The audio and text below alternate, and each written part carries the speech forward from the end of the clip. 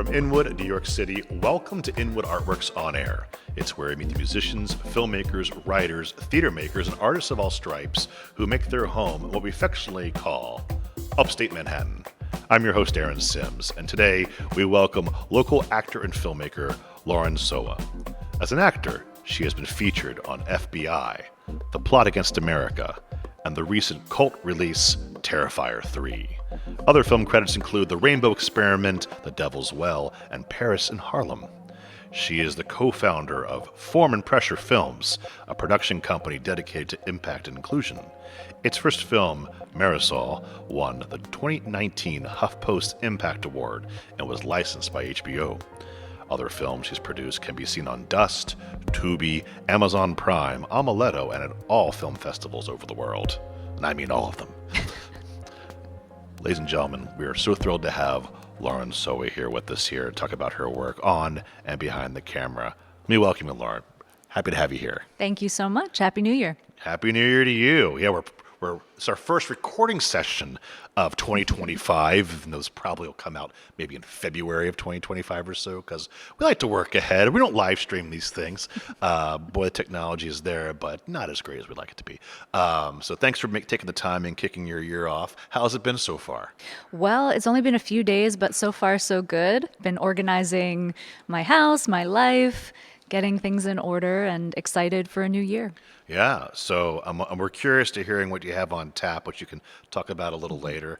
But I always like to start off, from your bio, it kind of sets a stage to for people who don't know you. So you act in front of the camera, you're a driving force behind it. Both have a lot in common with each other, but demand different skill sets. And so as someone who has experience in doing what you are doing as well, I'm curious why you have the desire to do one or both. Good question. I always knew I wanted to be a performer. I grew up in Pennsylvania, dancing, singing, acting from a very young age. So that came naturally to me. It was what I was interested in. I had the good fortune to have parents who supported those interests and came to New York to go to NYU. So I've pursued acting for my whole life, basically. But I think the journey behind the camera into filmmaking, producing, directing has been, in a way, more unexpected for me. When I look back, I realize, I actually was involved in leadership from a very young age as well.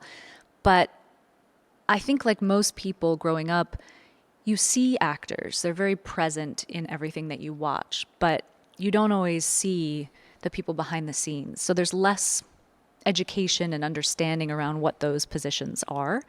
And for me, I got involved sort of behind the camera. I always say out of frustration. I grew up in the theater. I did a lot of theater. I still do theater. I love theater. And I had the good fortune to play a lot of amazing women on stage. And when I joined the unions and I was pursuing film and television work more, especially early in my career, some of the roles I was going out for were just not that interesting to me on camera. They were somewhat stereotypical, somewhat, the woman supporting the man, just not really fully fleshed out characters like I had been used to playing in Shakespeare and Moliere and Noel Coward, all of these amazing roles. So I really started looking around and saying, okay, well, these things I'm auditioning for are not quite so interesting to me, but let me look around at my peers and see what they're making. And that's how I got involved in producing, is I just started meeting other women in the industry. That's a whole journey, a whole decade of my life, basically. But to sum it up, I just looked at my peers and found work I thought was interesting and should be supported. And that led me to producing, which led me to directing, and some combination of all of those roles, acting, directing, producing. Usually now I do a few of those hats at one time, but that's how I got started. Well, I think it's wonderful that you have this sense of curiosity behind you, of frustration can also light a spark for sure to keep moving forward, and for opportunity, I think is important to understand. But I've said it on many podcasts, and I'll say it again on this one. I think I'm actually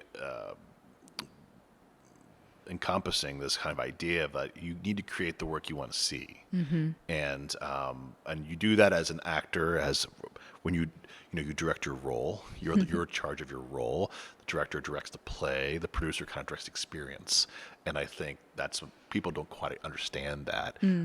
But you're always kind of learning how to apply yourself to a greater, a wider spectrum of creativity and how to harness that creativity. So kudos to you for encouraging that curiosity, and however that flame was fanned to get there. I think it's a great motivator for creating the work you want to see. Do you have a preference of one over the other? Oh, Do you have acting. a favorite? Acting every day. Acting every day. I mean, I think like most creatives, if you could just do the creative thing, the pure act, you would do that every day of your life. But it's a tough industry. It's a competitive industry. And I think the more skills you have in your skill set, the better off you are. The more you learn about the other aspects of the business and the creative process, the better set up you are to do multiple things and to create your own opportunities. And I always tell actors, I think every actor should produce at least once in their life. I've learned so much about the process and the business and what it takes to even get a film off the ground. And it gives me so much more understanding and respect when I am just an actor on the set. I know how much work has gone into getting me there, and I get to just show up on set and do my job. It's such a gift when that happens. Which leads me to a much larger question. Having you have that, the great acting experience at moving it forward. So where are you now on your journey as an actor? And leads me to you can define success in many different ways. You have a bucket list role per se, because everyone does those kind of things, and they should. Working in general is also a great bucket list thing that happens every day of the year. Yeah. So it's like, you're playing a Martian third from the right in I'm making it up, some kind of Amazon Prime series as extra work. But guess what? It's paying you SAG rates or whatever, and that ain't such a bad thing. So I'm not here to do it. But how do you define success for yourself, and how do you measure that? Oh gosh, it's tough. I think that's really changed over the years. I think it's tricky to limit how success looks for you because this business has such ups and downs. And you're right, one day you're playing the lead in a piece, and the next, you have one line, and one may pay far more than the other. Especially those of us who do theater and film, we understand the wide variety of pay. I think honestly, it's all success. I certainly have goals that I've not achieved yet, and I have things that I want to do in my long-term bucket list. But I also maybe naively believe everything happens for a reason, and I think this detour that I've taken into production and directing and kind of learning the other side of things has truly made me such a better actor. Especially if you come from the theater, you're used to one way of working, right? You're used to a pretty linear process. You get to live through the role every night. You are in control ultimately of your performance. When you move to film and television, all of that goes out the window, as we know. You're shooting out of order. You don't have control ultimately of your performance. It's a completely different experience. And that used to really frustrate me before I got involved in production. I couldn't wrap my head around why we were doing this to actors. It made no sense to me. It seemed truly to create unnecessary challenges in the making of the art. How could you ever hope to have the best performance when you're forcing actors to live the end before the beginning? It's a completely different way of preparing. And now, of course, I understand, for better or worse, it's all about money, right? It's about time and money, and when you have the locations, and when you have access to the talent or the crew. There are many, many factors that go into it, and it's given me a different perspective on things. So even just that education, which you don't learn in drama school, you don't learn that when you're studying Meisner technique or whatever technique you've trained in. You're not also being taught about why a film shoot is scheduled the way it's scheduled. So there's an aspect of education that I think most actors just are not privy to. And then they're thrown onto a film set and expected to understand and expected to give their best work. It's difficult. So for me, I think success, I've adjusted my expectations over the years, partially because I think the business is changing. It always is, but it's changed a lot, even just in the time I've been in the business. And so, I think you have to adjust your expectations, but I've never scaled down my dreams. So I still have very high expectations of myself and very high goals that I want to achieve. There are roles I want to play on stage and on screen, and I think, like most actors, they vary widely. We were talking before we started recording about Shakespeare, and that's how I started my career. One of my first jobs was at the Alabama Shakespeare Festival, doing a season there, and that's how I got my equity card. And I have a goal of doing every Shakespeare play. I have a few friends I've worked with who are pretty close to achieving that, and that's something I'd like to do, before I stop performing in my 90s. Get plenty of time. Yeah, I have some time. So that's definitely a goal. But, I'd also love to lead a TV series, and I don't know what that looks like. It could be, a law show. It could be a political show. I think those different types of characters can coexist within a performer, and we should strive for everything we want to do. That's the beautiful thing about being an actor. You are taking on a role. You are interpreting a role that is your interpretation of a role. Yeah. And I think, when that role is right for you and you're right for that, it'll manifest and happen. Yes. You just don't know, someone's out there. And it's funny, I remember in my undergrad days, talking to an actor who was touring through a production in Indianapolis. And he was saying to me, wait till you're 40. You'll work all the time. Here I am, 21 years old, going long face, Like, wait about a second. crying, going like, I have 19 years till I get to work, man. No. It's going to be rough. How do I get there? What am I going to do until then? And I remember in my acting days, I didn't play a character. This is true. I didn't play a character in Shakespeare on stage, that is, not film and TV, but I did not play a character on stage under 30 until I was over 30. The irony. So, that was what it was. I was understudying, I was character, whatever. But so my point is, like, the role's right for you when it's right for you, and your situation. And I sincerely hope you fulfill your Shakespearean dreams. Thank you. And I hope, and then some. So, segueing perfectly, as you talk about production, into your production company, Form and Pressure Films. You had a success of Marisol.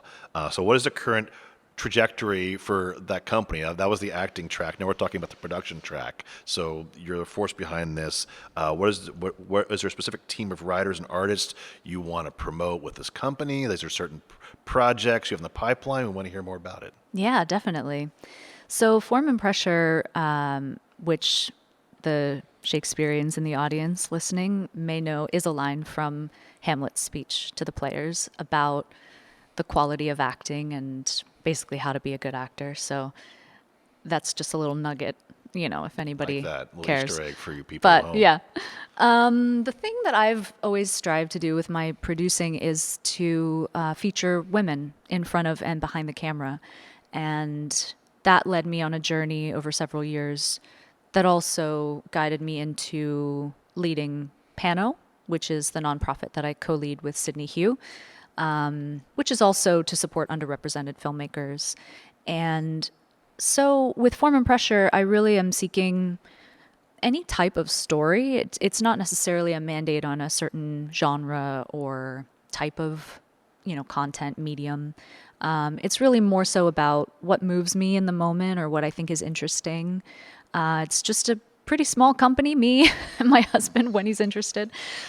So it's very much just about, I just go with my gut, Yeah. what I think is interesting and the creatives that I find compelling. It usually does start with one key collaborator, whether that's the writer or the director or sometimes a cinematographer, and then we find something to work on together. I do tend to work a lot with writer-directors who come with a piece, and then we figure out the money and we figure out the logistics, and that's obviously a simplified version of how it goes. I mean, there's a lot more involved, but yeah, I mean, for a while, I was just flying by the seat of my pants. I had never studied. I didn't go to film school. I took a few production classes post college, just to make sure I was following all the rules. But I think anyone can produce. You just have to be curious, as you said, and willing to do the work to find the answers. And of course, responsible and safety minded. I care a lot about the experience that my teams have when they work with me. I care a lot about my reputation as a producer. I think it's really important, not only that the work is good and that you're featuring folks who may not have had a chance to tell their stories in the past. That's something that I'm really passionate about. But I also demand respect, kindness, safety, a positive, supportive environment on set. Because I think anyone who's been in the business for any amount of time has had an experience where that was not the case. And how it really only takes, honestly, one bad apple on a set to kind of ruin the vibe for everybody. And we've seen a lot of high-profile examples of quite dangerous sets. That blows my mind as a producer because I just don't think any piece of art is worth someone's life or safety. So I care a lot about the experience that I'm providing for people. Even on my smallest budget sets, I still want to make sure that everybody is safe, well-fed, supported, that I'm there to listen to them if they need anything. And I think that's just the mark of a good producer. I'm certainly not the only one thinking about those things. There are lots of great producers out there doing that work. It is tricky, sort of the higher up you get, the bigger the budget. A lot of stuff can be out of your control. Mm-hmm. On my sets, I'm often the only producer or one of just a few. So I kind of have the ability to make sure I'm maintaining a certain experience for people. But the more people you have, the more variables there are. So it's tricky. But there are aspects of producing that I really love. There are things that if I never had to do them again, I'd be perfectly thrilled. But I really think it's great that, that I've learned that skill set because it's only going to serve me as I continue in the business. Absolutely. So what's next in the pipeline for 2025? For 2025, I have a couple of projects. It's funny, last year I was booked and blessed, as they say. I had my whole year planned out film-wise. Mm-hmm. This year is a bit more open, and I'm quite excited about that. I'm committed to 2 projects. One is a short that I'm producing alongside my friend Marissa Gavami, who runs Healing Tree, which is a nonprofit. We're producing a short in March. And the other is a feature that I'm co-directing with a friend of mine, Carrie Lynn Miller, who wrote and will be starring. And that will be likely also in March, February, March. So as of now, I'm prepping for those projects. And then after that, who knows? I have 6 shorts that I worked on last year that are all in various stages of post-production. So I need to shepherd those to completion, and then we'll do the festival circuit and all that jazz. And then these projects will move into post as well once they're shot. So that's all as of now. And I'm hopeful for a nice blend of acting opportunities, theater, those film projects. As I do in any year, I try to have a nice balance. Sounds like you got a full year to me, I tell you what. 5 films finishing up this year is a lot. It's true, yes. So we look forward to seeing any and all of them. And one, I might add, is a Inwood filmmaker Fund Grantee Yes. film. So we're looking forward to hopefully having that out this year as well. Fingers Hopefully you can crossed. finish it this year, right? We better. Yes, yes. We will. We will. Great.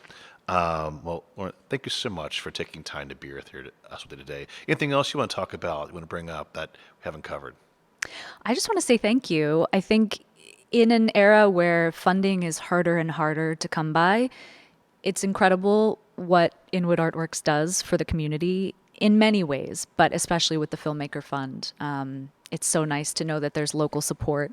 And I know that I'm not the only local filmmaker who is very, very grateful for the opportunity to work with you guys. So Well, thank you for what you do. Thank you for saying that's very kind of you. I really appreciate that. And it's like anything else. And we work in the ephemeral for theater for people, and films only get hopefully made once around here too. It's very hard to keep creating film, or you do your one project and you move on to the next. So hopefully, and just making sure that project happens is a miracle in itself too. So we are so proud to be behind you and your work, and wish you nothing but the best moving forward with that and your other projects. Thank you. You bet. Likewise. We'll see more of them, I'm sure. So, Lauren, where can we send people to actually find more of your work in the online universe? Absolutely.